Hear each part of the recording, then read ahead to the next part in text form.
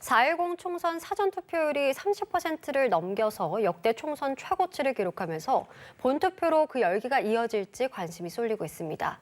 높은 사전투표율이 판세에는 어떤 영향을 미칠지에 대해서도 여러 해석들이 나오고 있는데요. 정현빈 기자의 보도입니다.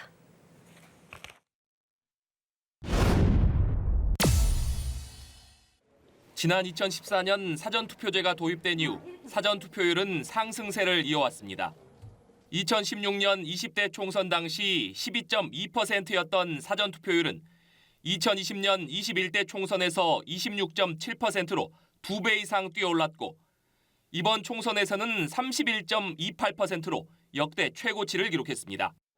높은 사전투표율은 대체로 본투표율 상승을 견인했지만 반드시 본투표율까지 끌어올렸던 것은 아닙니다. 2022년 20대 대선 당시 사전투표율은 36.9%로 5년 전인 19대 대선 때보다 10% 넘게 높았지만 최종 투표율은 오히려 낮아졌습니다. 이 때문에 이번 총선의 높은 사전투표율이 본투표율까지 끌어올릴지 여부를 놓고서는 의견이 엇갈립니다. 어떻게 비슷하게 나오지 않을까? 사전투표처럼 많이 왔거든요. 따라서 이게 본투표가 꼭 높다는 보장이 없어요.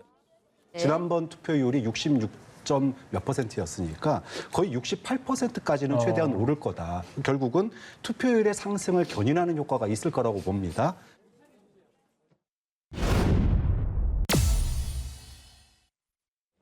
과거에는 높은 사전투표율이 진보 진영에 유리하다는 선거 통념이 있었습니다. 하지만 최근 실시된 선거 결과를 보면 꼭 그런 것만은 아닙니다. 지난 2022년 대선 당시 사전투표율은 36.93%로 사상 최고치를 찍었는데 승리를 거머쥔 것은 국민의힘 후보였던 윤석열 대통령이었습니다. 이에 역대 총선 최고치인 이번 사전투표율을 놓고 여야도 상반된 해석을 내놓고 있습니다. 국민의힘은 지도부의 적극적 사전투표 참여 독려에 지지자들이 화답한 것이라고, 민주당은 윤석열 정권 심판을 바라는 민심이 사전투표율에 고스란히 반영됐다고 평가했습니다. 연합뉴스TV 정영빈입니다.